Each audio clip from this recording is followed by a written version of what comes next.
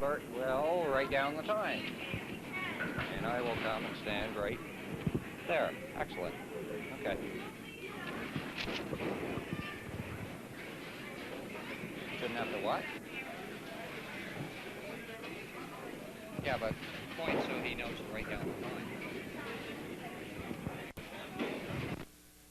How about if you point and say go? Because I probably won't hear you say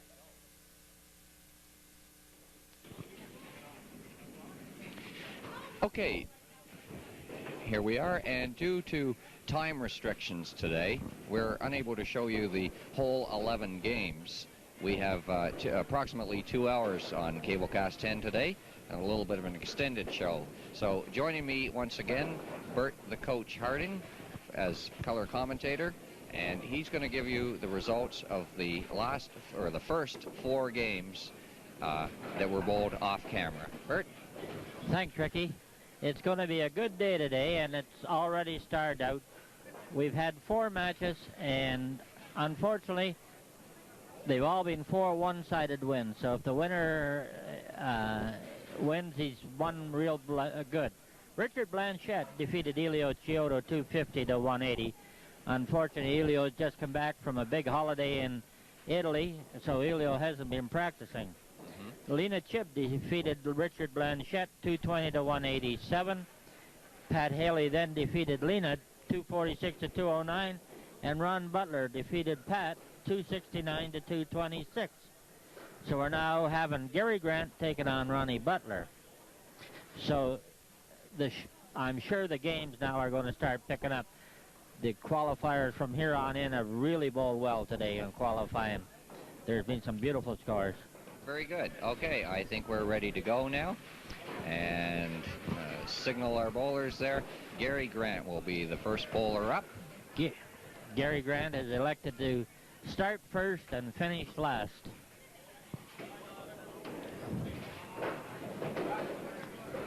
That's right. So he'll get to see what Ron finishes with in the 10th frame before he has to bowl his 10th frame. Gary starts with the big half, which is good. He hasn't coming out of the blocked cold. This is the way I feel. He should get 1 frame under his belt and sit down and get a chance to regroup.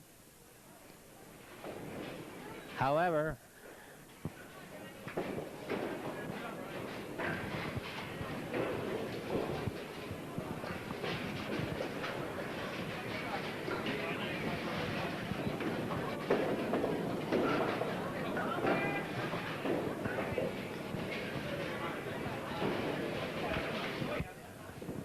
Ron Butler up there looking for a 15 count. Ronnie has lost a little bit of his rhythm that he had in the last game. This seems to have been happening to everybody, though. They come in and they win the first game, lose the second, and the next person wins, loses the second. We have found that numerous years on our year-end final show. That happens quite a bit. Everybody right now is finishing in the position they finished in the qualifying round. They're not winning 2 games in a row. They're winning 1 and losing, so that they remain in the starting position. Well, we'll see if that continues for the rest of the day. Well, we had some big scores earlier in the qualifying. In the top 4 people were all over 850, and there was only 30 pins difference between the 4th and the leader, which is 1 strike, you know. Yeah. So it was, the top 4 were really close.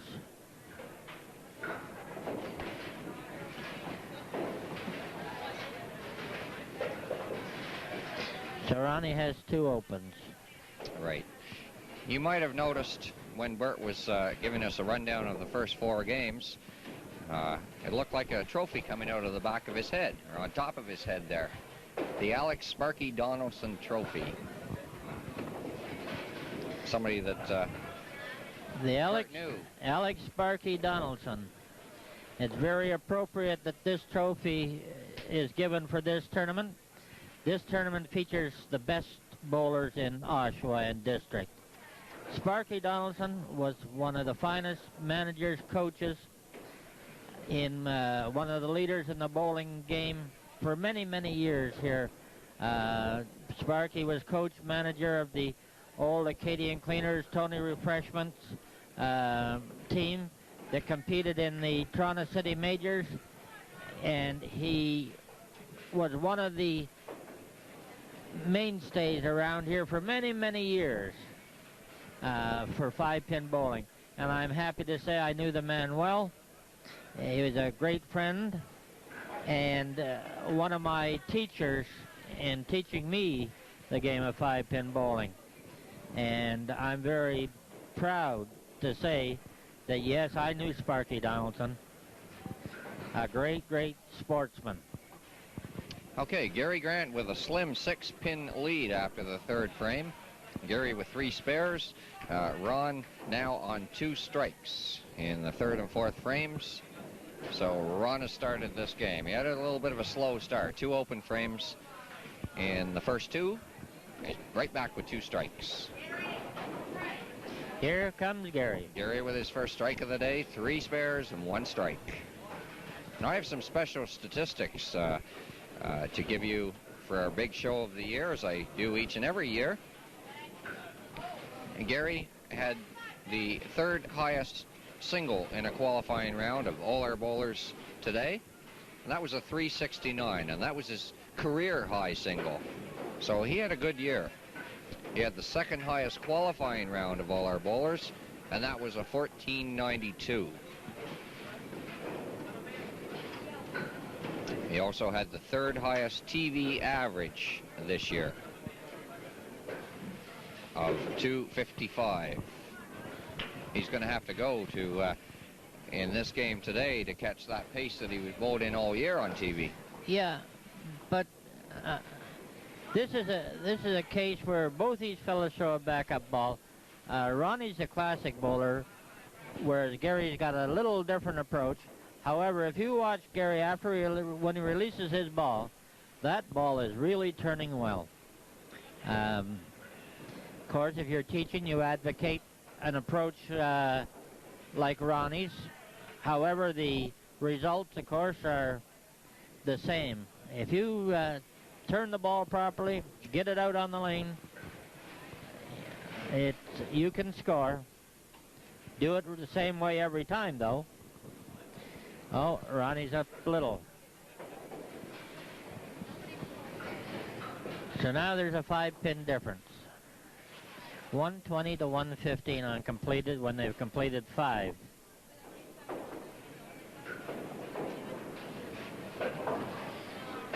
And Ron picks them all up.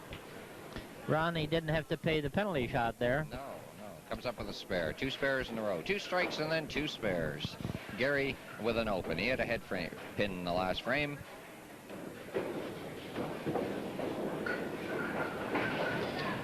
Gary won 67% of his TV games since he started bowling in our tournament. Yes, sir. Now, if you see these two fellows, their balls look very similar going down the lane. Ronnie's a free-flowing approach, whereas Gary is a little tighter, a little choppier on his approach, but the ball is an excellent rolled ball. If you watch it as it leaves his hands, he turns it back real well.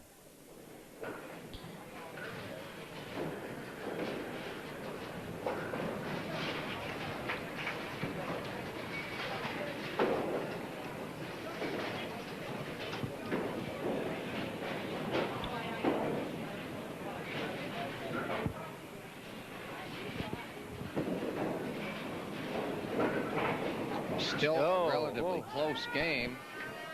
And there's Ron. Ronnie was very lucky with that shot. That arm went so far across in front of him, he's regrouping now because he knows he threw a bad ball. Well, the results were good. Yes. Got away with it, and it looks good on paper. There's a better ball. Then, see, but that little regrouping that he did when he went off the lane, he knew that he threw a bad ball. He ran out, regrouped, caught himself up, and threw that perfect ball in that left-hand pocket, his power pocket, with a well-rolled ball.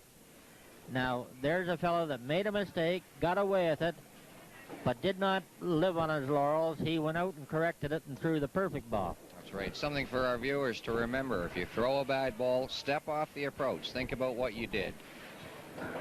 Don't be scared to admit that you got a lucky break, because half this game is luck. What's the old saying? I'd rather be lucky than good, but I got to be good to be lucky. To be lucky, right. Yeah. Oh, and Gary gets a break. Ronnie has Gary pressing a little bit now, though. Well, we were talking about luck, and... yeah, there you go. Gary is throwing a little tighter, a little... stroke that ball.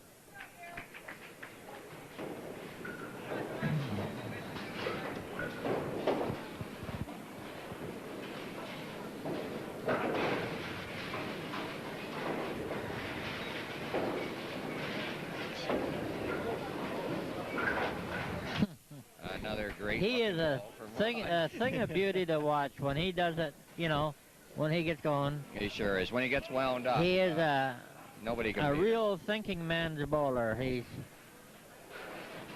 really my type of bowler. Watch out. There you go. Game's over. School's out. That's the right. fat lady is singing. 4 strikes in a row for Ron. With 2 more, he'll end with a 3:30 game. Oh, look at that. That pin did everything but go down. It turned around about 3 times. It must be sitting right on the edge. It had a look. The backdrop there. Anyway, here we go. Like we said, the start is something big. Ronnie Butler's got 311. Possible 313. Yeah, probable 313. That's exactly what he did. A beautiful, beautiful game.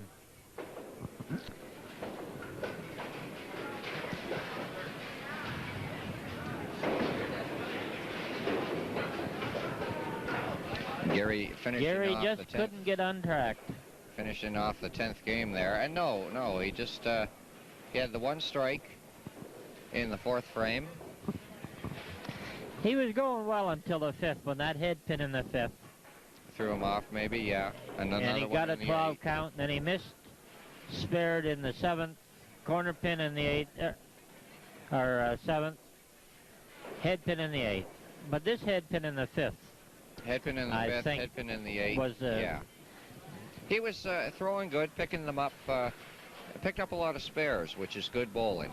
Usually if you pick up your spares, the strikes will look after themselves. And so Gary with a 206 and Ron Butler with 313. Just excellent shooting from Ron. Okay, on to our next game. And it will feature Gord McAmoyle against Ron Butler.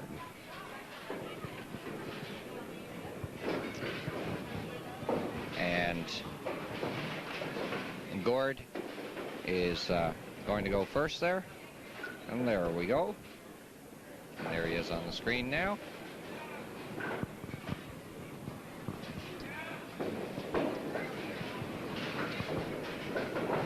Gord with a 5 count to start off.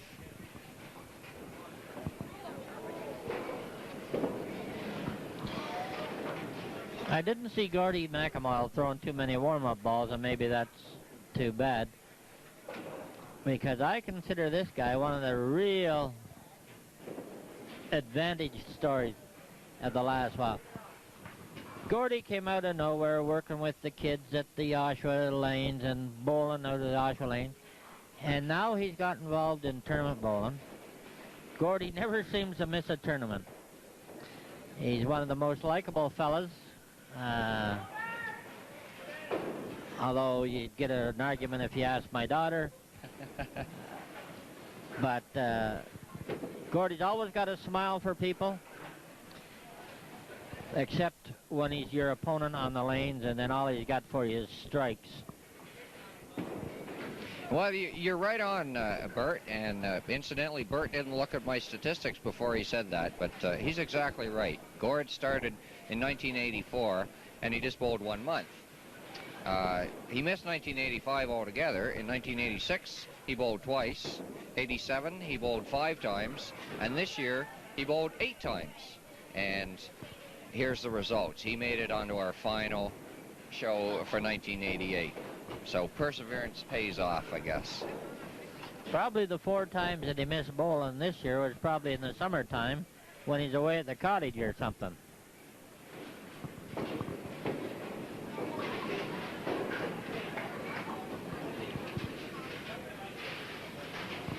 So Ronnie starts out with a right-hand corner pin spare and a chop-off spare. Now that's good shooting.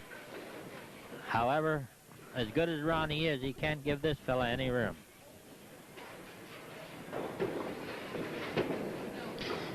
Because this guy's a little tiger.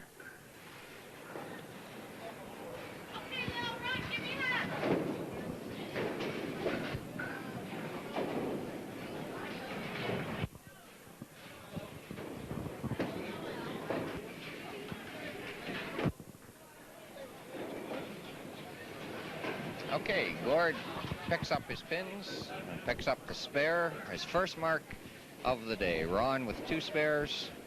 Ron in the lead by 15 pins. Gord had the second highest TV average this year of 257.5.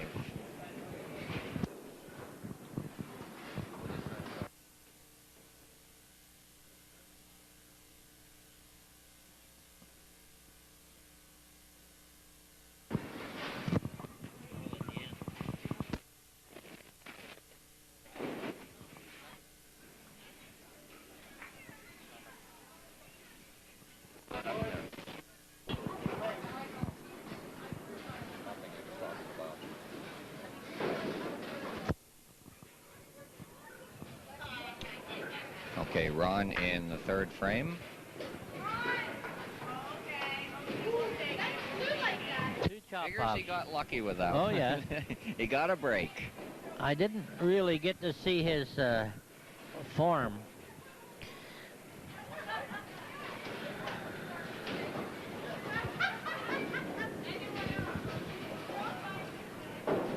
And Ron picks up his spare. 3 spares in a row. But better yet, he spared 2 chop-offs in a row. The toughest shot in the game, and he does it twice. Well,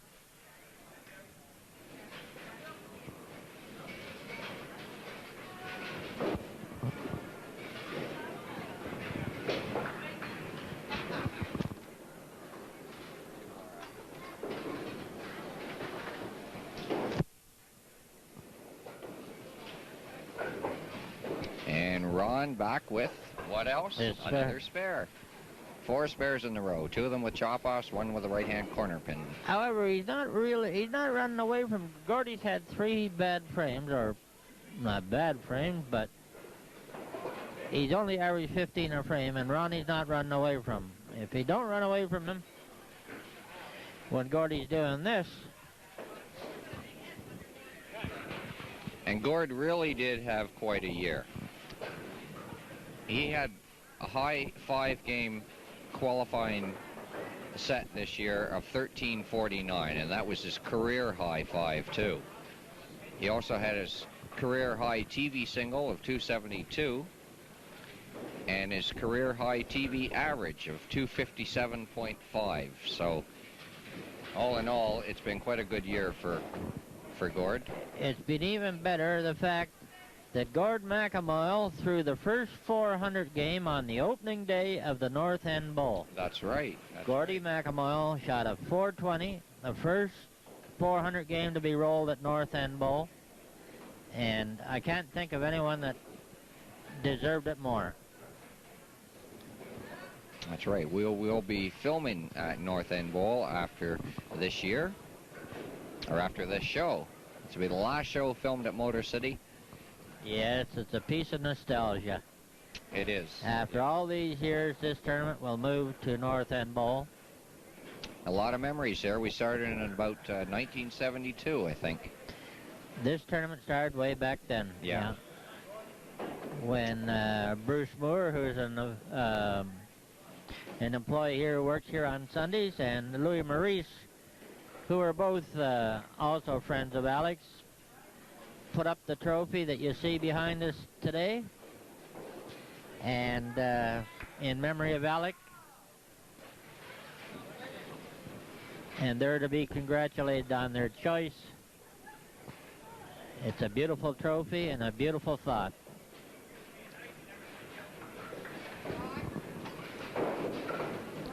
See Ronnie going across his body with that ball now? See, he's even his demonstration there that he's undercutting the ball and going across his body, so the ball is sliding and it is not getting out on the lane at all.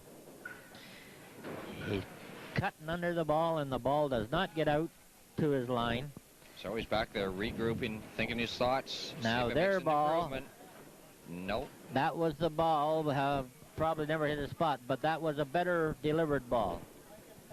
He did not have that undercutting motion with the arm going across in front of his body. Now. No, it didn't, but it seems to me that his arm is too far out to the right now. Maybe he's overcompensating. Well, he had to bring it into his body after he finished.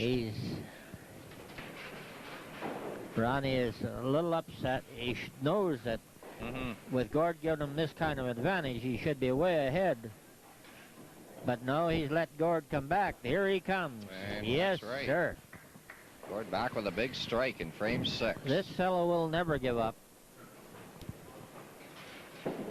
Ron with a 14-pin advantage, but Ron doesn't have a strike or a spare to work on. Gord with 1 strike.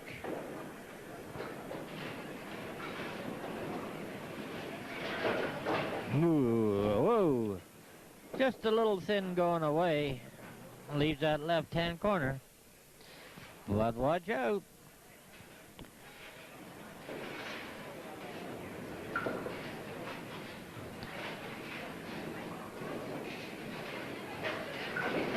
Yes, sir, he's on the mark. And he picks up his spare. Striking a spare. Good set for Gord. See if Ron can come back now. This will be very interesting. Watch his arm swing. Yeah. Ah, good ball, good ball. Ron seems to have... He had, well, when he was off camera, he was pacing like a tiger over here, collecting his thoughts, getting himself back on track. We're looking at his right arm. And it came through straight that time. Yeah. That's exactly right. You saw the results, a big strike.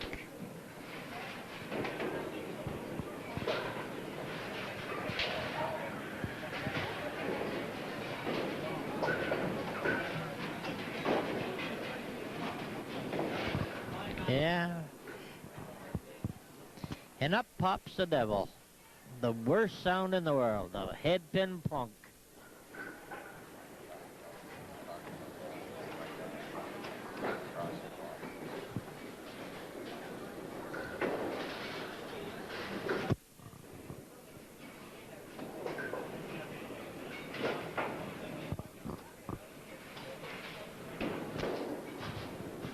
Well, Gordy cleaned up all his wood.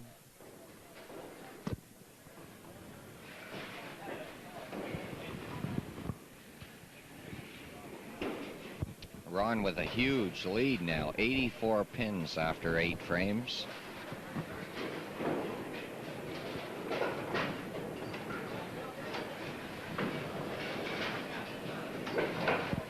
I guess you might say Gord has a 50-50 chance of winning this game before he started. Anyway, he has won 50% of his TV games this year and for his career.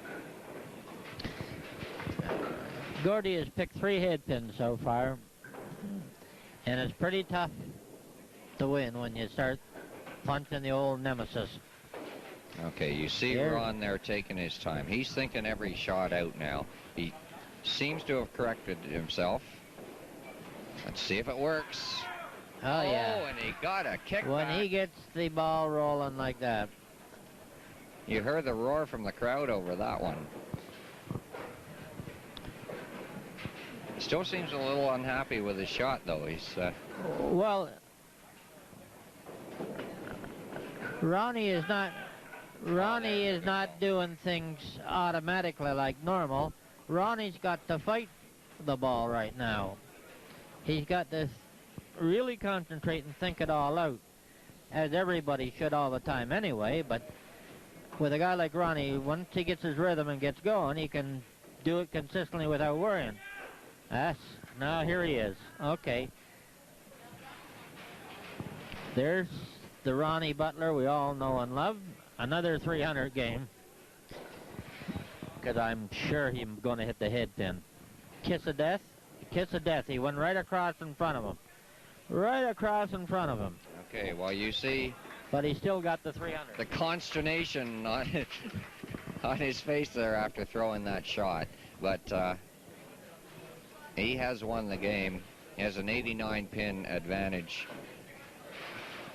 right now, and he bowled a 300 right on, dead on the nose. That's his second 300 game in a row. Here comes Mr. McElmile. Yeah. Even if he's beaten, he'll never quit.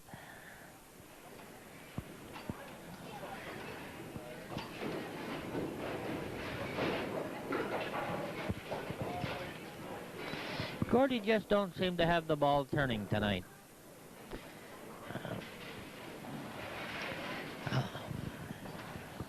No, he doesn't seem to be getting that action down on the pins. He's not putting stuff on the ball, as we say. Gordy's ball just doesn't seem to be breaking as sharply as it normally does. So Gord picks up his spare, ends with a strike and a spare. Gord McElmore at 196, and of course Ron Butler, our winner, with a beautiful 300 game. Ron started off slow. Slow for him. He started off with 4 spares, a strike and an open, and ended with a big 5 strikes in a row. But don't you worry, Gordy McElmile will be back. I'll guarantee you. That's right. That's right. He We is haven't some seen the shooter. end of Gord. As I said, he's improved every year that he's come out, and I'm sure he'll improve even more next year. On to our next game, and it will feature, once again, of course, Henry our winner, Chibb and Ron Butler. Ron Butler, yeah, and Henry Chibb.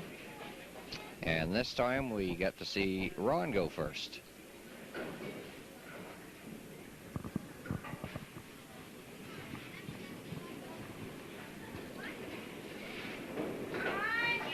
And there he goes, starts Well, off with he's a not strike. And slowing down. He looked confident. Yeah.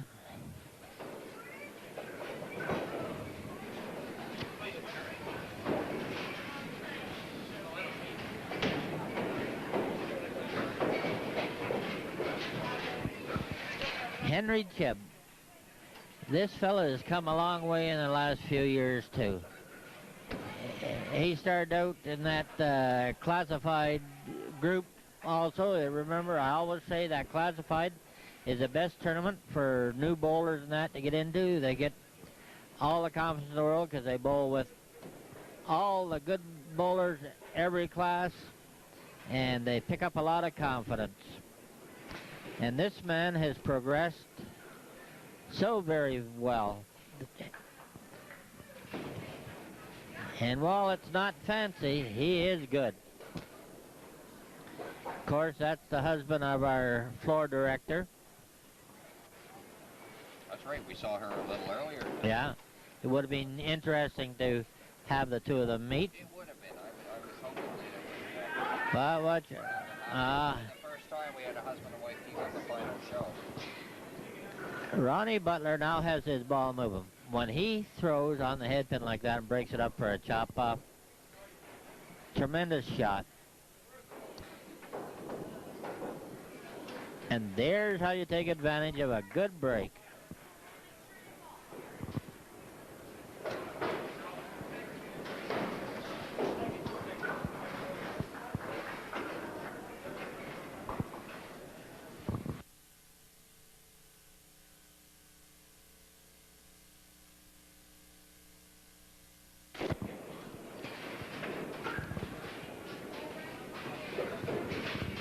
So Ron starts with a strike, Chop a off spare, spare. and looking for another spare.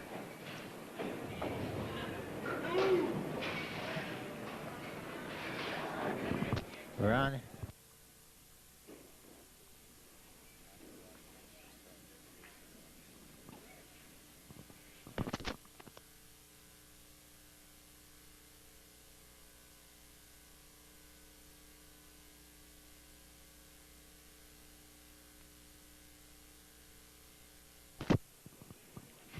Okay, we have our scorekeepers for the first half of this session.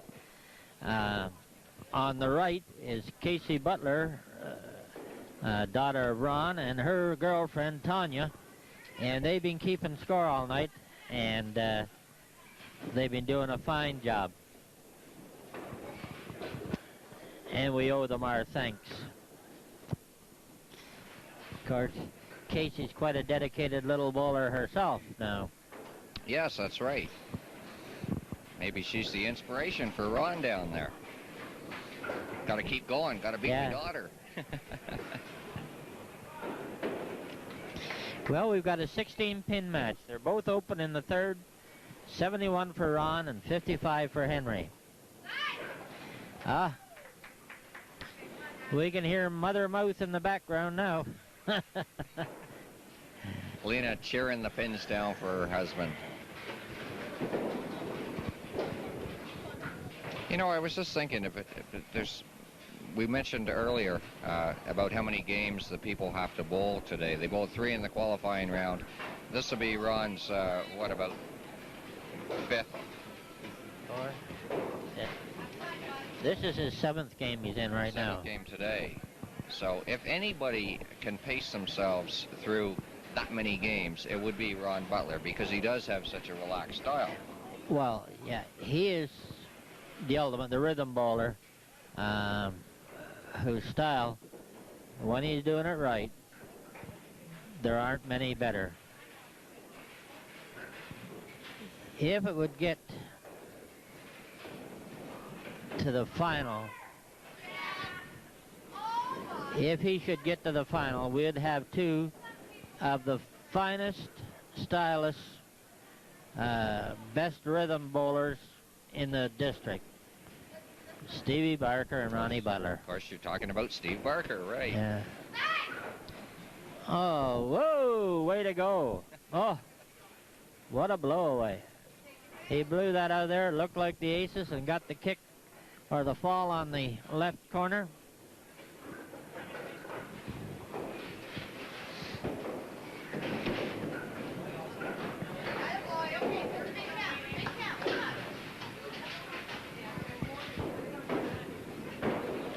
These two bowlers have met a couple of times on TV before. Ron Butler won the first encounter in June of 1987. They weren't very good scores, but nevertheless, he did win. And their second meeting was in May of this year, and Henry Chibb took that one with a nice 250 game.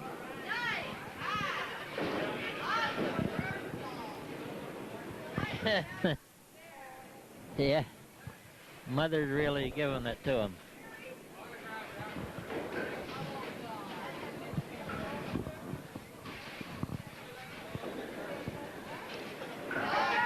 And Ron back with another big strike, 2 in a row. 58 pin advantage after an equal number of frames there in the 6th. Ron going up in the 7th.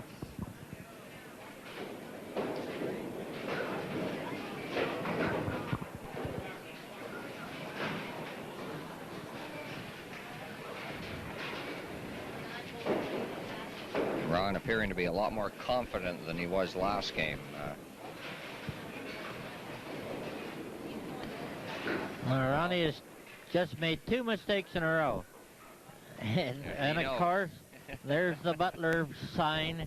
He is talking to himself. Yeah, he knows. He will not do anything stupid or drastic. He'll talk to himself. He'll go out there and throw this ball. Come away talking to himself again. Why do I do it?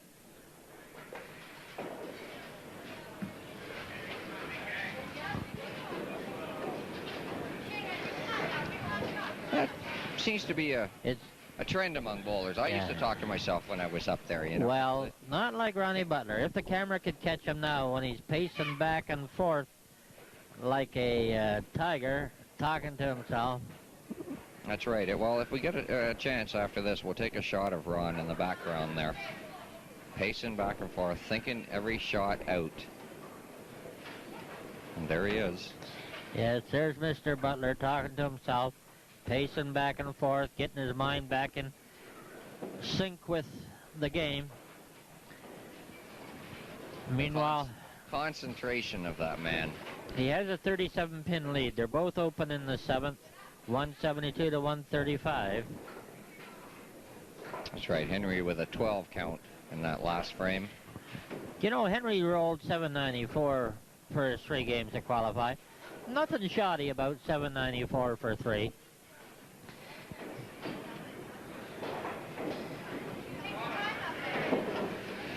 And Henry picks up a 15, but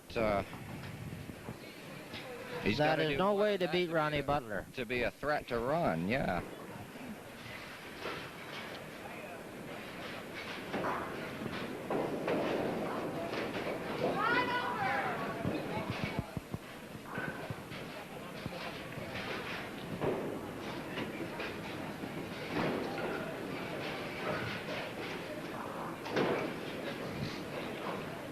Ron has the distinction of qualifying the most times of any of our bowlers here in the last 6 years. He's qualified 23 times. Ronnie also, over the life of this tournament, has won it the most. He's won it 4 times. The year end, won the Donaldson Trophy 4 times, so... Well, That's I only really have tough. records back to 82, and I know Yeah, he won in the one we 82 changed and it for him. 83. He won twice. I think he won, I'm not sure whether he won the inaugural tournament or not, but he won a couple of times in the 70s, too, the late 70s. Yeah.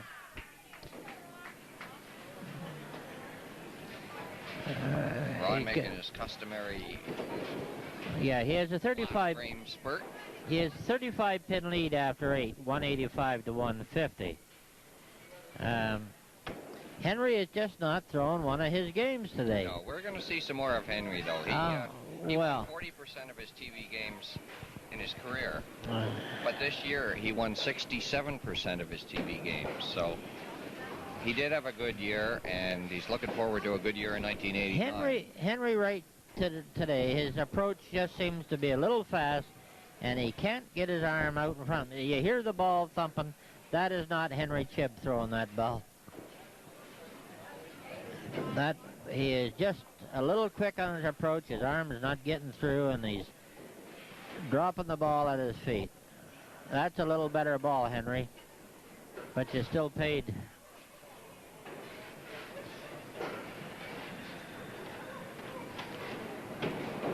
And the asterisk goes up to say that Ronnie has won the game. Yep. Henry can go to 190. Of course, Ronnie can go to 275.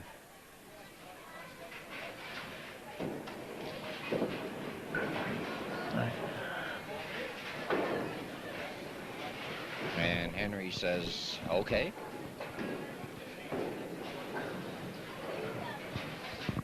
Henry finishes. Henry threw 188. With 188, right. Ronnie's 185 on a strike.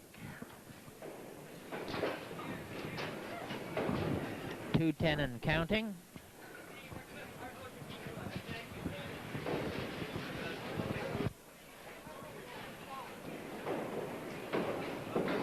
Oh. Well, I didn't want to say anything, but that's the 4th chop off that Ronnie's had, and it's the first one he's failed to spare. He had the 2 in a row last game and spared them both. Had 1 in the 2nd, spared it. And he finishes with a 228. That's right. He had a couple of chop-offs last game, too. Yeah, but he spared them both. Right. So Ron Butler finishing with a 228 game, and Henry Chibb with a 188. But as I say, I'm sure we're going to see a lot more of Henry in the next year because he's on a roll. Okay, that concludes the first half of our show here today. We have to now change the tape, and we'll be right back.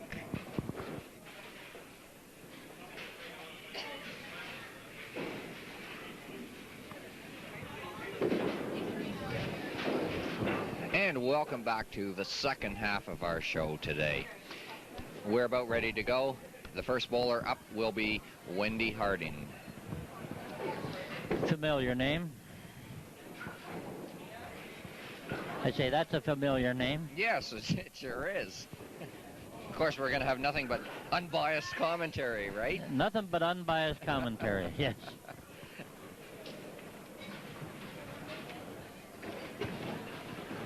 Wendy starts with a big strike. So we head into the last half of our show here, part 2 of the 1988 Tournament of Champions. Rick Mitchell here, your color commentator, Bert Harding. Up on the lane right now, Ron Butler. This will be a fine show. These two bowlers both throw beautiful backup balls, and if they're both on their rhythm, you have a high-scoring game. Ronnie, unfortunately, picked a head pin. He just threw that ball across his body. And that little break has done him absolutely no good. He's going to take him a couple minutes to get warmed up here. There he goes. He pins 9 pins. And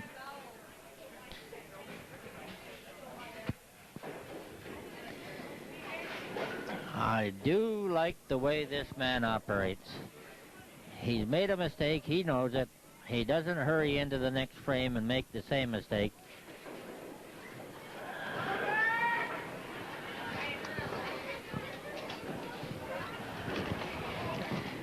These two bowlers are great adversaries on the lane. Wendy looks at Ron like a big brother. She likes to fool around with Ron, and by that I mean she likes to kid him, and they get very serious when they bowl each other. Well, that's exactly what I'm doing right now. I'm just looking up the statistics on these two. They have thrown some big games against each other. How many times they bowled against each other, yeah.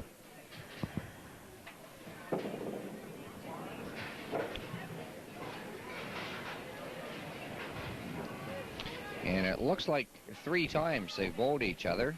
In the first matchup, June 1986, Ron was the winner, 295 to 254. Both good games from both bowlers.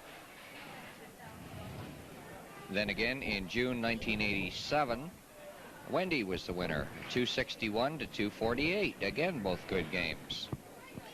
And once again, the big games. In March of this year, 1988, Wendy won again, 294 to 269. So they've all been good matches. Wendy starts here today with 2 strikes. Ron with 2 open frames. And again, we get to see Ron pacing in the background there.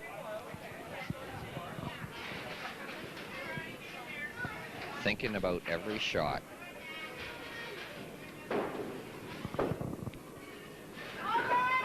Oh, and that was a high hit. Well, Ronnie lofted that ball. He did not throw a Butler ball. He held on to it just a bit and lofted and pulled it high. I think there's something sticking on the lane. That's what he's looking down at. Maybe caught his foot before he released the ball there.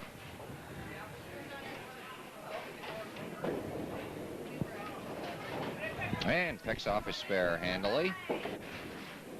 For his first black mark of the game, a spare in the 3rd frame. Wendy with 2 strikes and a spare and a 41 pin advantage.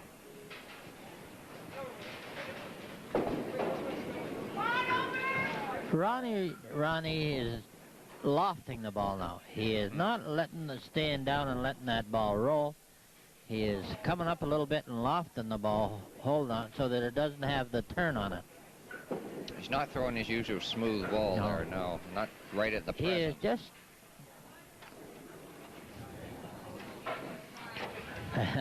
The way this man is reading the lanes and reading himself, most importantly,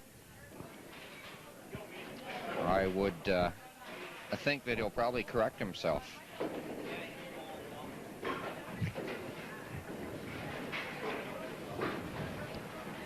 So Ron with a 10 count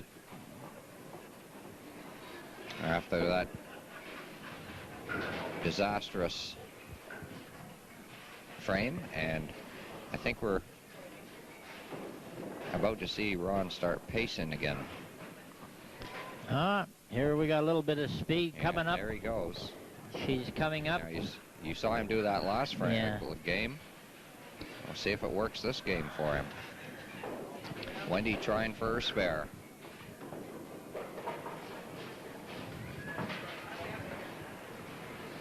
Well, there's two bad balls in a row.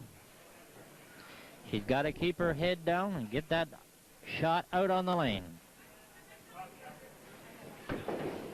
No. Oh, chop arm, chop arm. You saw her drop Whoa! Chopped the arm right off. Had a chance to get away for a mile, and she threw it away.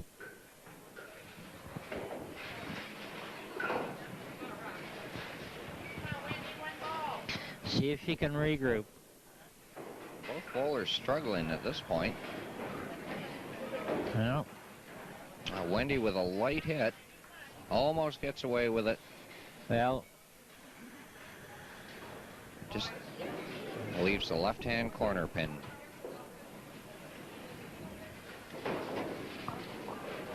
Wendy's tied with Steve Barker for the high TV game this year, 363.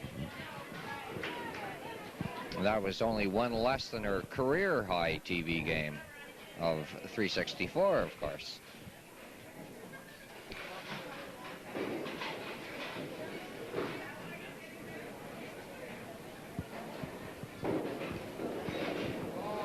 no.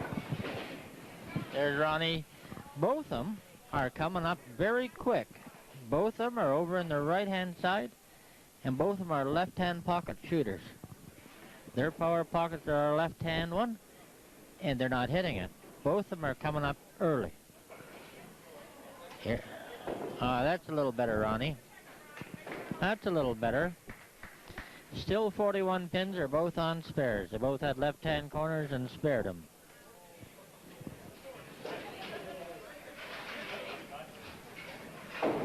Both bowlers on a spare in the fifth frame. And up popped the devil. Ron with his second head pin on lane number 6.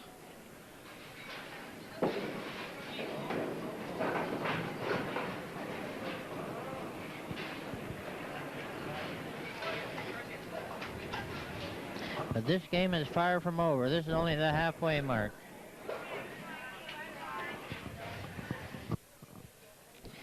Both these bowlers have thrown perfect games, so you know that they're never out of it until it's physically impossible.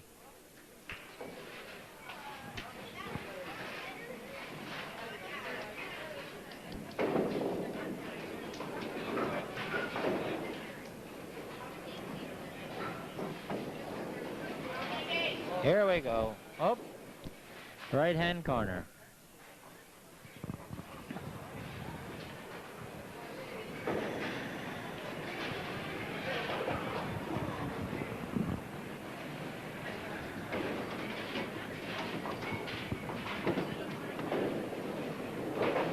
And spared it nicely.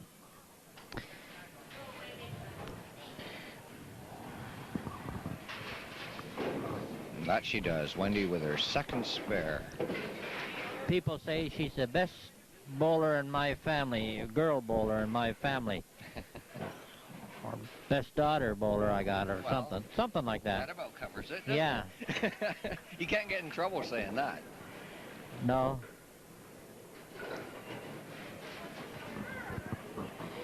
Well, at least she got the ball back out where it belongs. She got rhythm. With a strike in the 7th. Her 3rd strike of the game. Ron looking for his 1st strike of the game, and that's most unusual. But if you look, Ronnie's got 3 head pins and 3 corners in 6 frames. He's hit it every time, and yet never got a break. He has spared 2 of the corners. Now he's got 4 head pins and 3 corners. And 2 in a row. But what do they say about any more than 2 in a row and you're... well, on the same lane, you're making a mistake. Yeah. But Ronnie knows that. But the same man will not give up. After this, you know, he still has another 135 pins. And knowing Ronnie Butler, he could just as easily get them as not. Well, that's right, but Wendy is almost 100 pins ahead of him. I mean, she's not going to lay down and throw gutter balls. I would hope not. That's a huge lead. I hope we taught her better than that. Yeah. That's a huge lead after the 7th frame. I'm waiting for the asterisk to come up there pretty soon. Now, there's the first time Ronnie's missed. Ronnie. See, this is not a normal game for these 2 bowlers.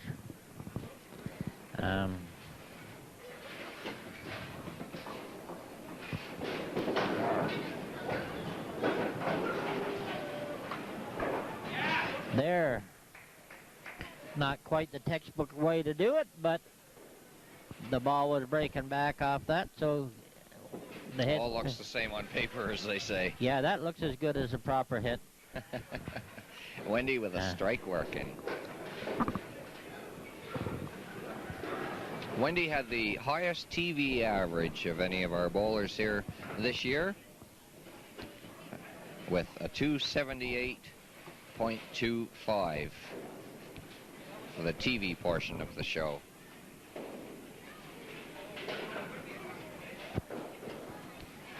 That was also her career high TV average. She's never had such a good year as she did this year. But she's just thrown 2 bad balls again.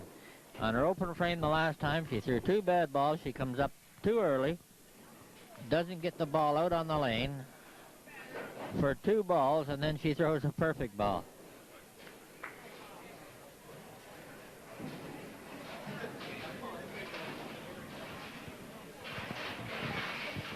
So Wendy with an open frame in the 8th cut her lead down to 56 pins, which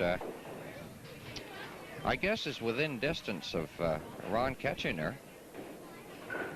But she would have to bowl disastrously to do it. Then she comes back with a perfect ball. That, you know, this is why fathers get gray hair. She qualified. She had an 850 to qualify. But that's what happened. She threw 300 and something the first game, 206 the second game, and 300 and something the 3rd game. She's up and down. Now here comes Ronnie.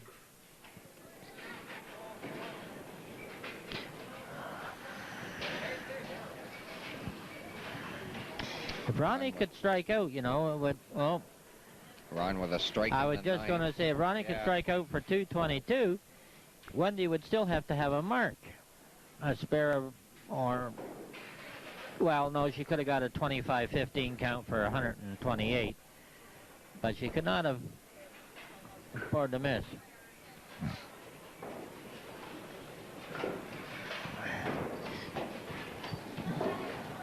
So, Wendy, the asterisk has come up beside her name. The winner of game number 8 here in our marathon of bowling, I guess you call it, our year-end final for 1988. Ron with a really disastrous game there of 182, but he had a good run. He was on for, what, 5 games on TV? Well... And 3 games before that, so that's a total of 8 games in a couple of hours. That's a lot of bowling. It wasn't a classic game. 210, she can go to 12 count, about 222.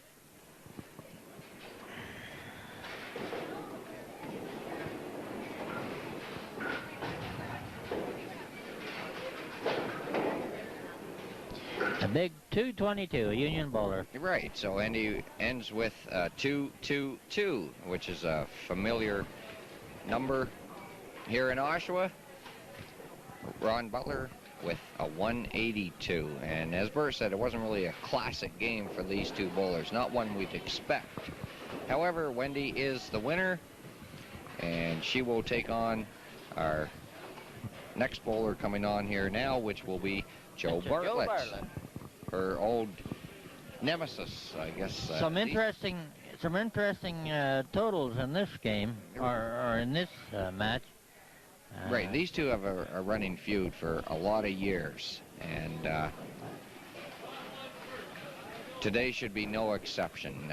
Both these bowlers, of course, are out to win, but they bowled each other a number of times, and I'll give you their scores and when they bowled in just a few minutes.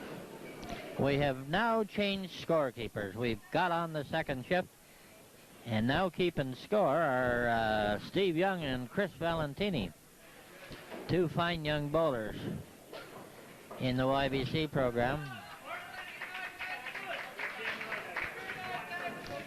Okay, time to go. And Joe starts with a big crasher. And he's psyched for this. Oh, yes. Joe wants this game so badly. However, I think the crowd is not on his side. Well, it's hard to say. They gave him a good cheer there.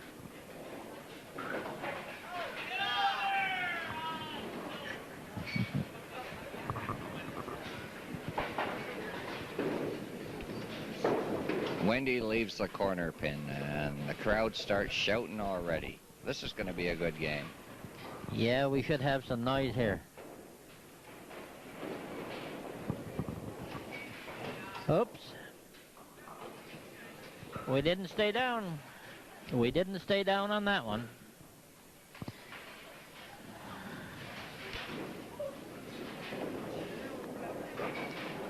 So, Wendy with a 15 count, Joe with a big strike. Now, let's see if he continues the momentum after that strike. Yeah. You know, he's... Let's see if Wendy can gather her thoughts and get the ball in her game after missing the corner.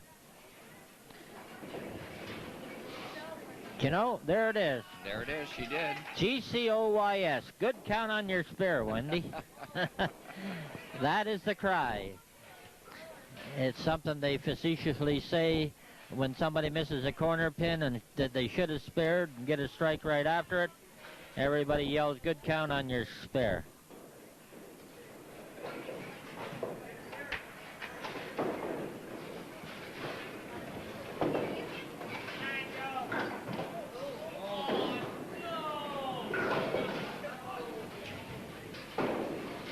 And this time Joe with a right-hand corner pin. Let's see if he spares it up. Joe's up for this game. Joe's been looking, he's just been praying for this game all night. Needs to spare it up to keep the game even.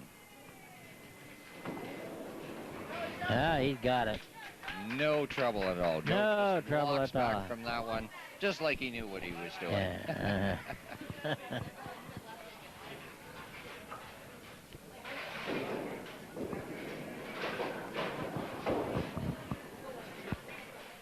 The game is tied. Well, well. Bad shot from Joe there. First bad shot of the game.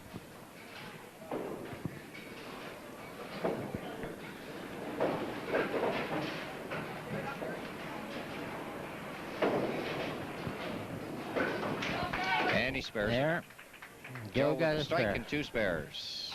Wendy with one strike working.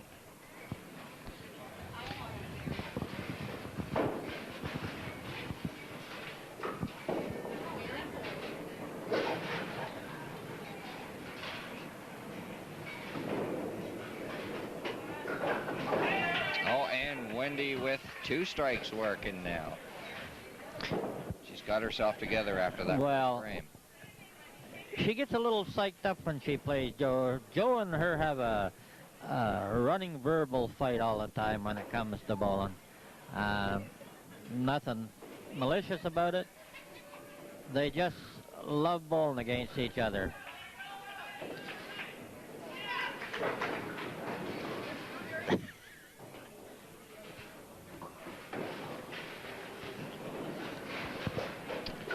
Well, that's right. Their rivalry does go back a little way, right back to December 1983. Wendy and Joe bowled against each other, and Wendy won that one, as she did the next 2.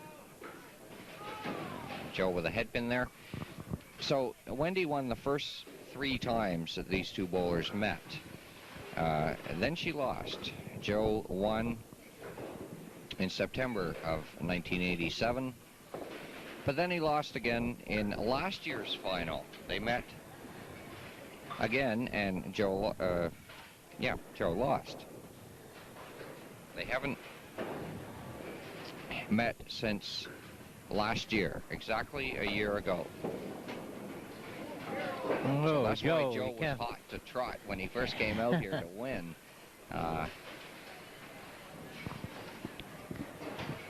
Well, Joe and Wendy bowled in the league together last year, and every time they met, it seemed that match play they met, and it seemed they had some real good runs at each other, some real good scores. I think Wendy threw one of her highest games last year against Joe in the Tuesday mixed majors. I think she shot something like 378 against him. So, but they've had some big games.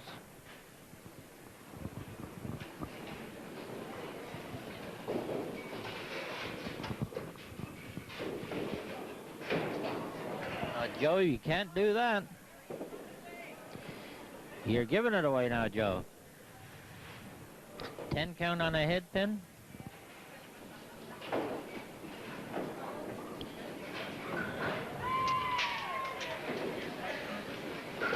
And Joe picks up his 15 count. Wendy with 3 strikes in a row.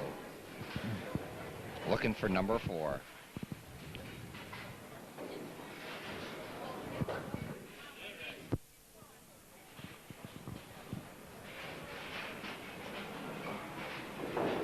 That's a little better ball. Yeah, it certainly is. There's number 4. Wendy has the second best win-loss record this year. She won 75% of her TV games. She's won 61% of them over the last 6 years. And there's number 5. Well.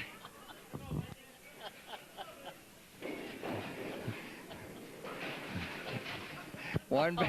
One. You have to see Joe shaking his head and gave us a grin over here at the table, because Wendy had 1 bad frame and has now thrown 5 strikes at him. And Joe says, what do I have to do to win, you know? Joe said to me one day, you know, he said that if Wendy ever had to bowl me all the time, she'd be the best bowler in the world. I think so. But don't worry, this same guy won't give up. That's right, he comes back with 2 in a row. Again, Wendy has a 100-pin lead over her opponent, though. At least she will. You can't take Joe lightly. Right here. Joe has a possible 320, and you got to bank on him throwing 320. Wendy has a possible 420. Right. She's been there before. Oh. Look at this. Crossover, and it comes back. Strike number 6.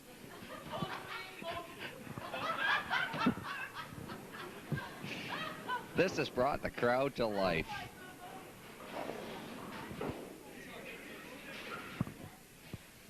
I think they were sleeping back there before this, but Wendy has just electrified the crowd with these strikes. Looking for number 7. She came up a little quick on that one. Yeah. She came up a little quick on that one.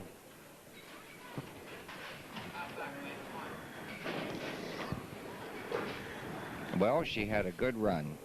Yeah. Six strikes in a she row. spares this for 260. She has... Oh, there it is. There it is. You saw it.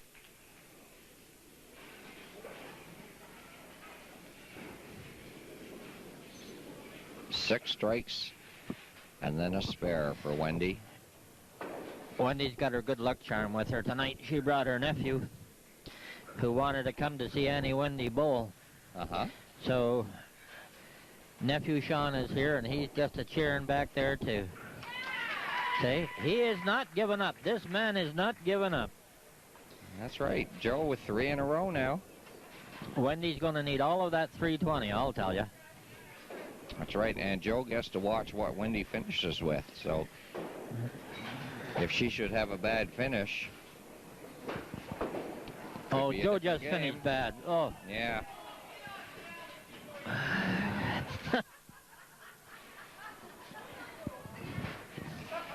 Joe threw a really bad shot there on that. Joe was pressing for the pocket, and he just held on to that ball a little too long. Looking for a spare. There's the ball. That's the ball he wanted. But he held on to the last one just a little too long, and it worked the 3-pin out. That's what I expected him to do. I expected a spare there. Great shot from Joe. And 203 in the 8th. Wendy with a 260. He can go to 278. Yeah. Wendy with a 260 in the 7th and a spare working. She is now coming up too quick the last 2 times. However, the game's over. There's the asterisk. That's it. That's it. Yep. Wendy has won the game in the 9th frame. You know, if you look at the night, she started with a 300, then a little one. 300 and a little one. Now a 300. Which, should this continue, bodes well for Dougie White coming in. That says that Wendy will throw a little one at him.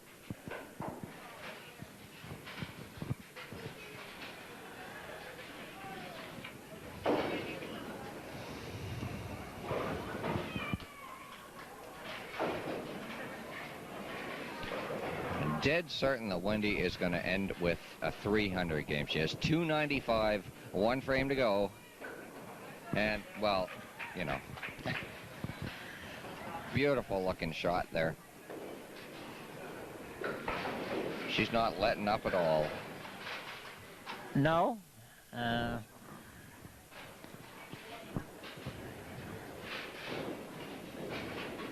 There's a better ball, and it's going right a little high. Just rode a little high. Right-hand corner pin stands up. Wendy can end with a strike and a spare.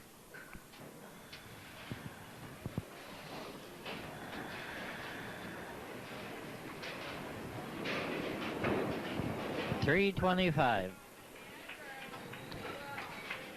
So Wendy ends with 325, as Bert said. There's nothing chintzy. Joe can go to 278, and there's nothing wrong with that at all. No, that's a good game. As far as I'm concerned, he made that one mistake in the last frame when he punched that 3-pin.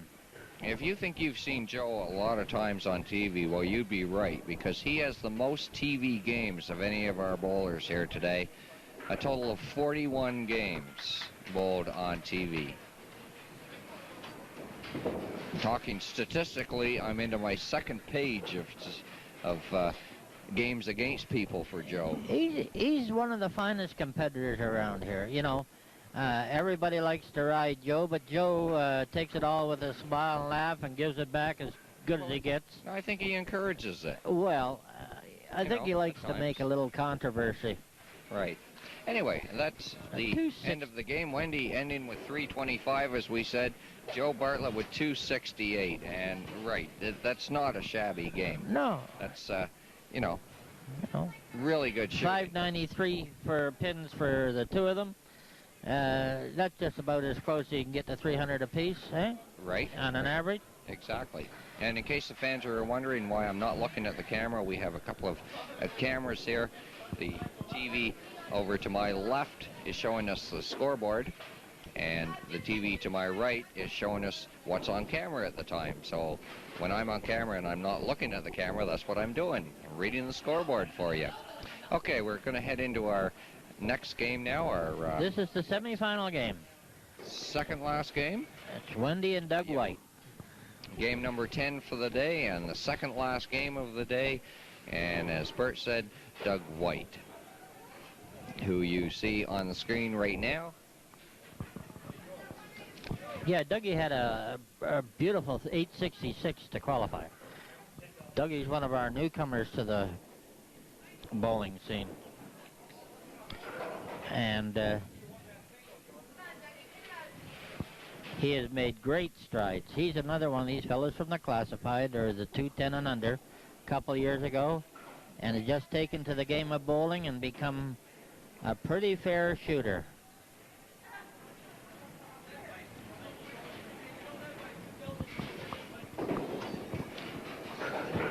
That's now right. there is excellent pinning.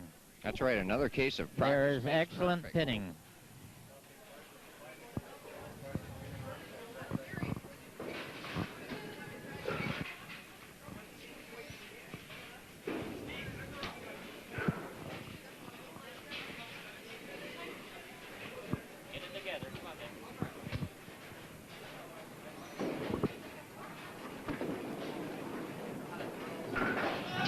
That's exactly what she did. Got it together, starts with a big strike. That's a better start than the last game.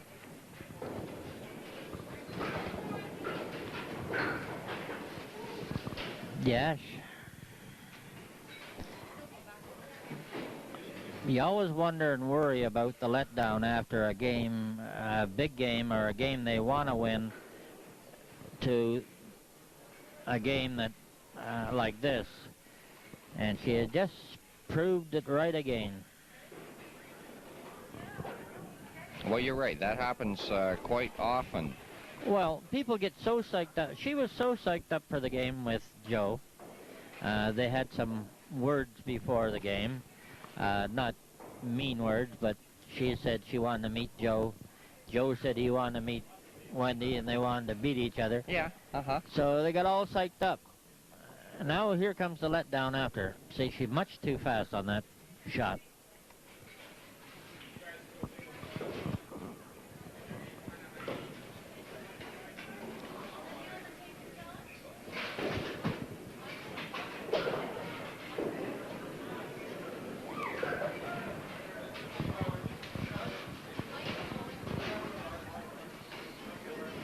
And as Bert was saying, Doug White, one of our newer bowlers here, he bowled twice in 1987 and 11 times in 1988. He was out almost every month this year. And as a consequence, he's coming along, you know. He's paid his dues as this year. He's come out and taken on everybody, and he's slowly getting more and more experience, and he's getting better and better. Dougie's thing right now is he's still a little nervous, and it's he hits the head pin well. The only thing right now is pinning his wood, I guess. Although he's getting these kids from watching people like Ronnie Butler who try and think their game out, get away from the bad shots when they're bowling bad, take a deep breath, and get concentrating again.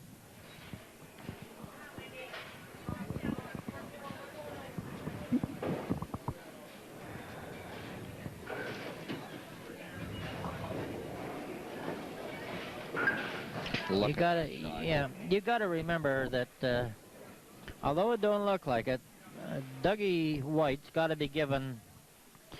Wendy's got about 15 years of experience on him. Wendy has bowled all across Canada in Canadian championships and that, and it makes it a little tough. Wendy just came back from being on the Ontario ladies team in the Masters that won the Canadian Championship in Saskatoon. So, yeah, even though she doesn't look that old, she's got a lot of experience.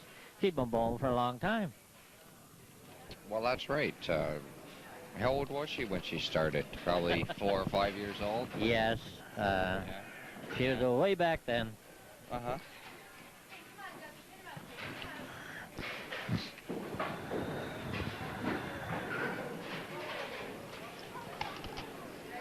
Well, you still have to have some talent no matter what age you start at.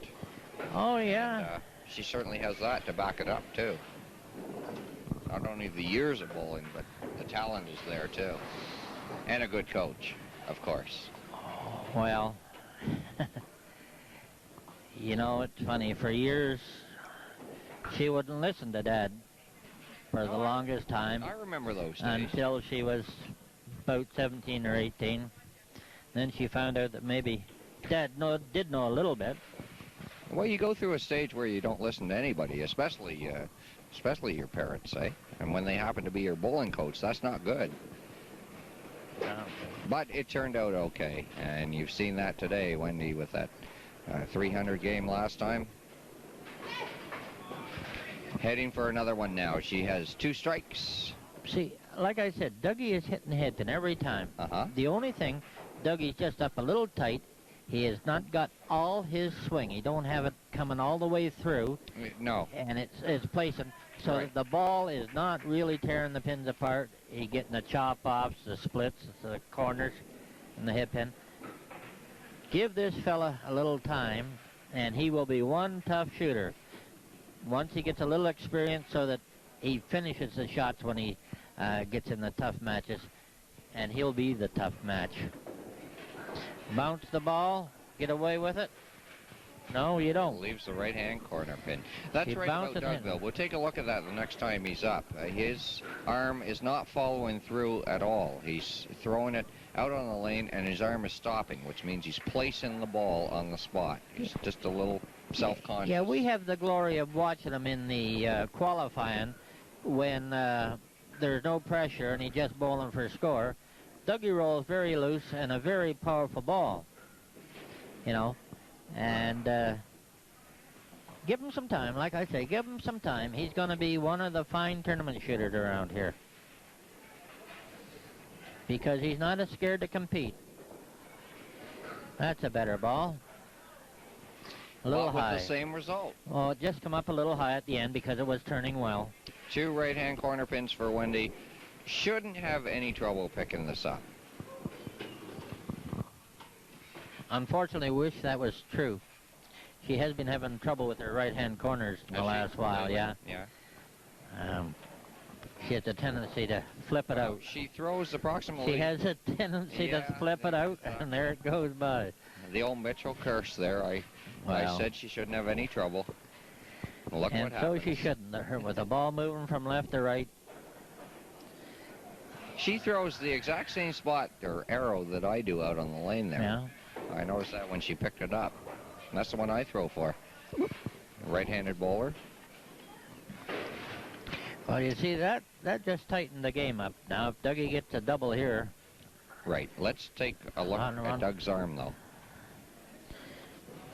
See if he follows through this time. There was one that went up high, but yeah. You know what? He got a little anxious on that time. I mean, he was looking. He knew he could catch her if he threw a hit. Again, he followed through, but... well, not quite as far that time as he did the first time. Right.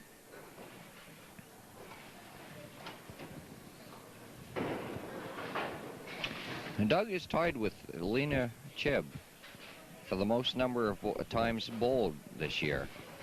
With those 11 times that I was telling you about before. Yeah. He had the highest single of any of our bowlers here today in the qualifying round, and that was a nice 383. Doug had a 383 in the qualifying. Highest this year. Excellent. Excellent. Well, in the DIL League on Monday nights, he threw a 400 against me. Is that right? Yeah. Oh. So, that was a better ball, Dougie. That was a better ball. Finally, took him 7 frames. Well, Well, no, he had no, one he in had a the strike third. in the third, yeah. However, that puts him back in the match. Doug also had the biggest jump in the qualifying averages this year, 17.3 pins. And Here. look at that strike. Can you see the hip action there, eh?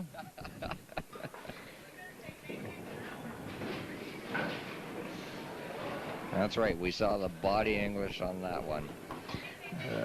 That's a trademark of Wendy's, that when things are running a little high, watch the hip. You'll tell whether she's going to have a shot at it. She knew it was Does thin. she get it? No, it's a little thin. Short pin. But here we are again. It's another right-hand corner. She made one, she missed one, and this will be the telltale.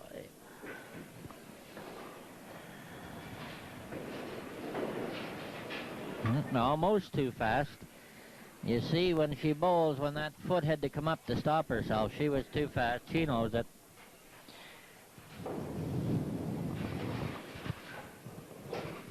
She's got to slow herself down.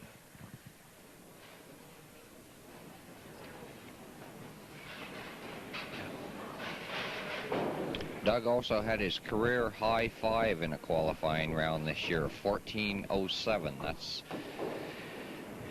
the best year he's had in our Tournament of Champions.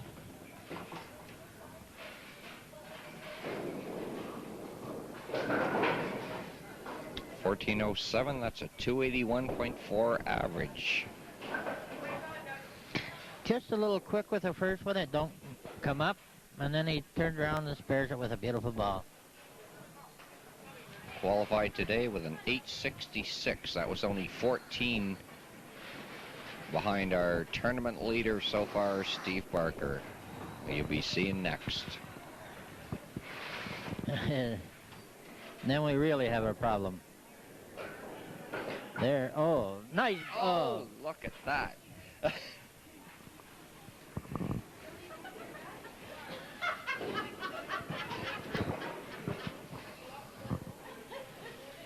That voice you heard in the background was Mother Mouth again. I thought she burst my eardrum. Our floor director here, shouting in the background. Lena does get carried away. She gets excited. Doug picks up his spare. I thought that rolling pin was going to hit, and so did the I thought the crowd. flying pin had a shot. This is going to be interesting.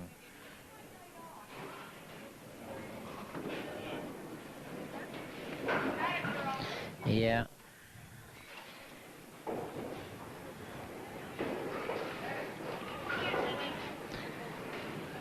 Dougie can go to 239. So, Wendy needs a 25 count on her strike. Or another hit. Oh, and look at that. Well, you know, isn't that funny? The game's over anyway because that 26 gives her 239 and 11 is 250. And Dougie can only go to 239. That's right. The asterisk does come up against Wendy's name, beside Wendy's name there. A possible 273 if she picks off both pins.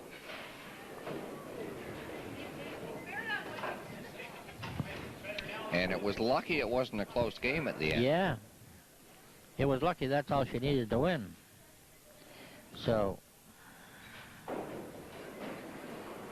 Well, nice spinning. 256.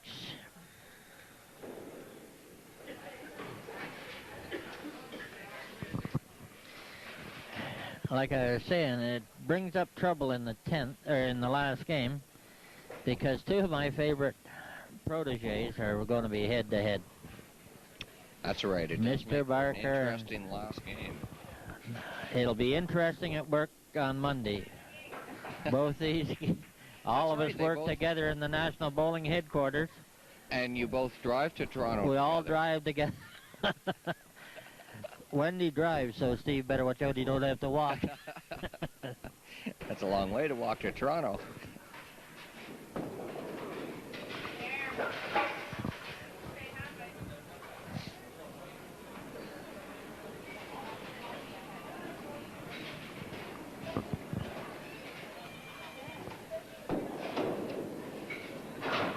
That fellow will be back.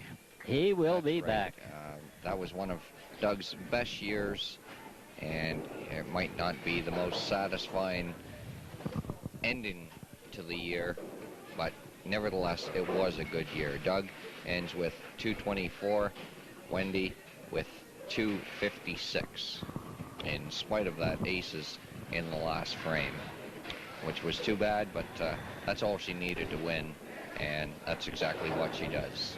Okay, we're going to go right into our last game now, and it will feature, as we said before, Steve Barker and Wendy Harding. And it's just about the opposite of Joe Bartlett. These guys are friends. Well, Good competitors, they're all but they're friends. friends. They're good. They're like a brother and sister, where they get kibitz. Yeah, exactly. And they respect each other, I hope. And they're both good shooters, so. They are, yeah. So, Stevie's going to start off. And it should be a good match.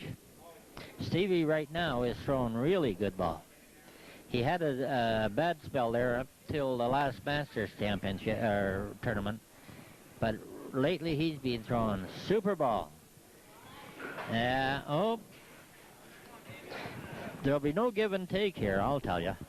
No, this should be a most interesting match. I couldn't think of a better matchup for our last game with these two bowlers. Both really high averages, 250, 260 at least. And they both throw the classic backup ball, like Ronnie Butler. Yeah. And there isn't much to choose.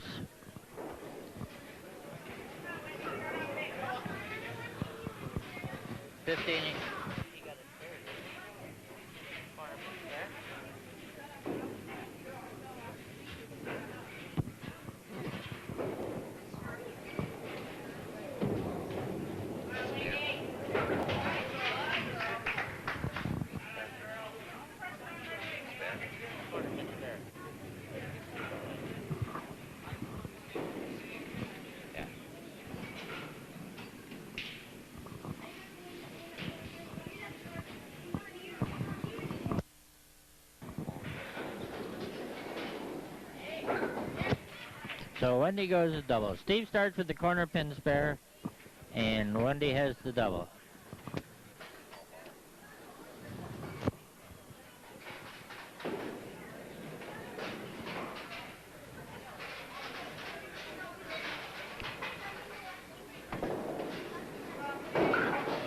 Oh, another corner pin. 2 corner pins in a row for Steve. Wendy starts with 2 strikes. Just like she knows this is going to be a crucial game, you know, a highly competitive game. This boy doesn't miss many pins. Let me tell you. Wendy's going to need a lot of strikes to beat this guy. And vice versa, I hope. Yeah. Steve had the 3rd highest qualifying round of any of our bowlers this year, 1484. And he is in the pocket all the time. He is in and around the pocket so consistently. He also had the 2nd highest qualifying round average, 251.6.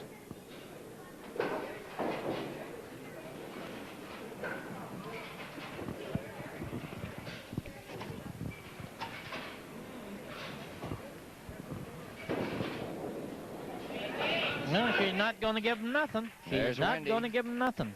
With 3 Here in a we row. go. Classic What was her match. record the last game? 6 in a row she bowled against Joe? 6 or 7, I don't know.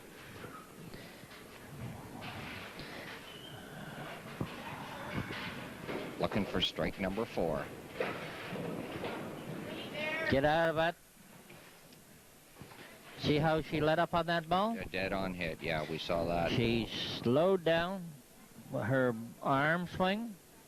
The ball had nothing on it. Now there's a good ball. Right back.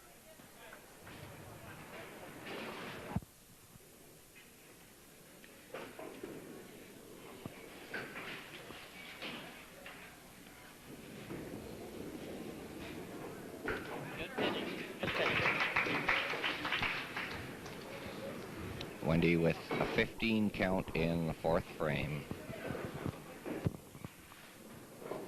However, that gives Mr. Barker a chance to move right in.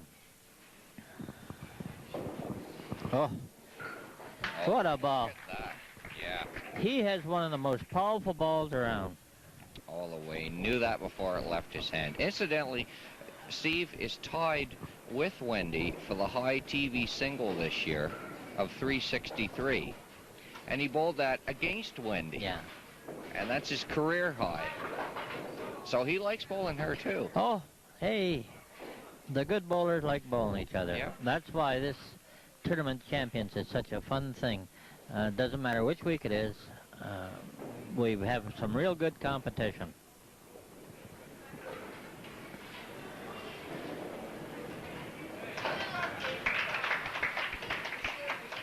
Steve picks up his spare handily.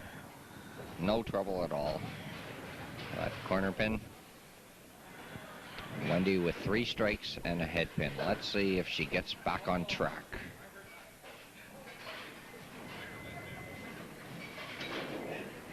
No, she come up too fast.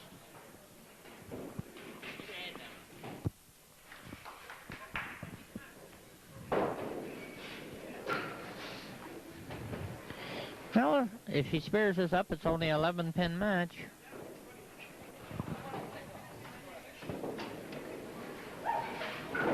And that's It's only 11-pin match.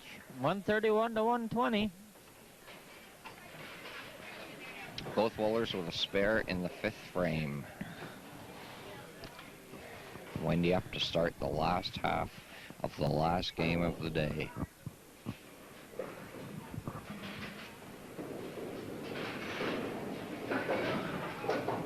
A little thin. Corner pin.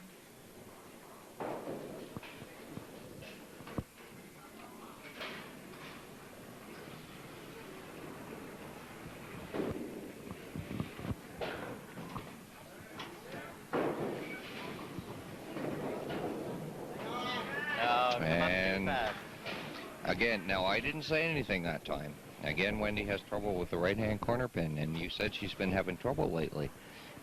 She has a tendency to come up a little too fast on it and pull the ball over. And there she is too fast on the approach. If you want, if you want to see somebody who's really worried, take a look behind by the cameraman. Her nephew Sean is there. His best buddy is Steve Barker. And his Aunt Wendy, his favorite aunt, or I shouldn't say his favorite aunt, but his favorite bowler aunt. And he's just dying back there. Well, he looks a little confused. He doesn't... Well, he don't know who to cheer for. Right. I think Dave is talking to him there, trying to find out who he cheer for. He's watching the scoreboard. He's watching the balls. Oh, Barker. You know, this is going to be very interesting. Really close. They're within... It's going to be within 2 pins. It's going to be within 2 pins. Barker gets 13-160. 3 pins difference. That's right. Steve with a 3-pin advantage after 6 completed frames. Steve had a good year, too. He had his high 5 qualifying round this year of 1484. Now, that is a 296.8 average. He also had his career high TV average this year of 254. Too quick, Steve. Too quick. Just too quick. These 2 bowlers are so similar. It's, you know, from my point of view, it just gets a little ridiculous. They both make the same mistakes and at the same time, and they both pay the penalty every time. You know, I watch practically every game my daughter bowls, of course, but I bowl with Steve on Monday nights, and I have to empathize with them because they both go through the same tortures. Almost identically, they make the same mistakes, and they pay the same, same price. Both of them get a little quick, don't get the ball turning. Head pin, split instead. Now, if she would pin these, they're dead even. Stroke it nice, come on, pin them all up. They'll be dead even. They'll be dead even with 3 frames to go. She's got those 2. Now, if she pins this one, they're dead even at 176. Now, can we have a better final than that? We certainly can. At the end of the 7th, tied at 176? Needs this pin to keep even. No, she's got it. No trouble at all with the left-hand corner. And the game is tied. 176 for both bowlers in the 7th frame. We just have a little machinery problem here for a second. Okay. And helping out on our scoreboard now is Mr. Young and Mr. Valentini. Steve Young and Chris Valentini. And there they are. The girls did the first half of the show. There they are. The guys did the second half. Chris Valentini on the left waving at you. Won the 369 last night. Yes. Yeah. He's been... No.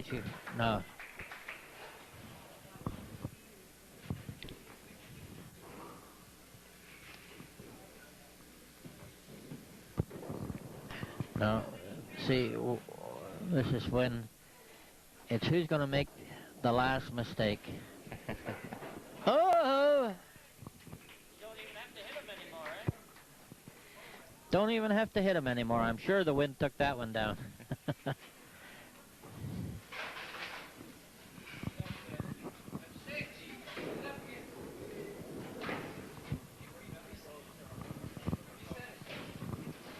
Wendy with a spare in the 8th frame. Steve Barker entering his 8th frame now. And we heard him yell side. He hit the side. Ends up with a chop off. And as we were saying before, one of the hardest spares to get.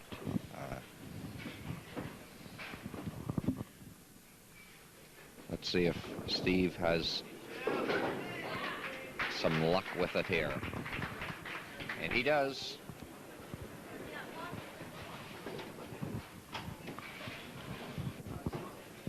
So they're 176 on a spare piece.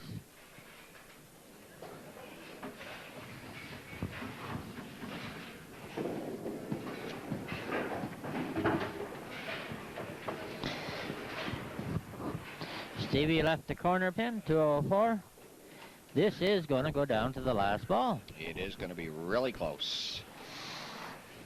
As you said before, we couldn't hope for a better final game.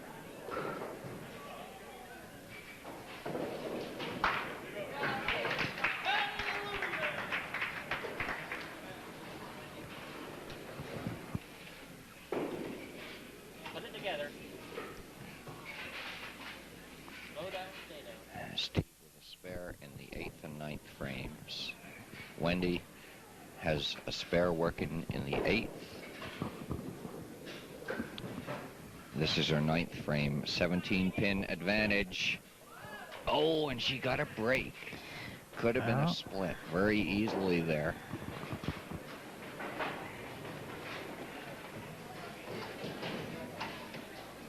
Wendy has to pick up every pin. Steve with a 3-pin advantage. But Wendy has to pick up every pin. or Steve's lead Punch. will increase. You can see that. She stumped that ball right off. Full roll.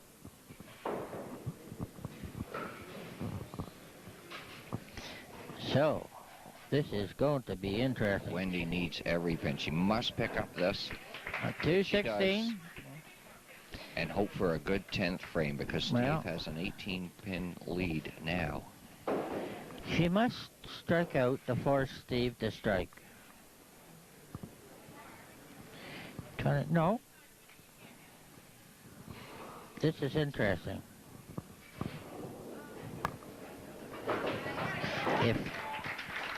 If Wendy were to strike out for 261, and Steve go corner pin spare, he could strike, he'd have 262. Wouldn't that be interesting? It certainly would.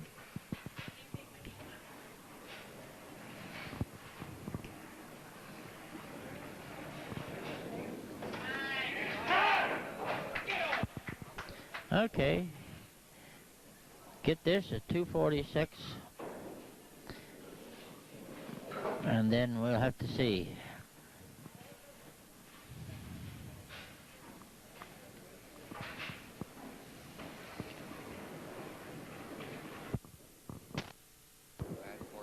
Oh.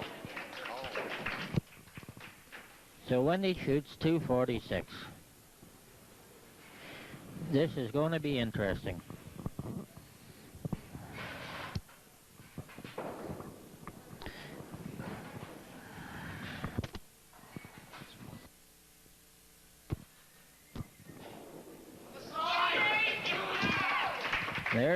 There's a shot. He's Steve one of the toughest strike. shooters around. He's one of the toughest shooters. Steve with a strike, and that won the game for him. It's all That's what over. comes up beside Steve's name, a possible 279. Wendy ended with a 256. Come on, babe.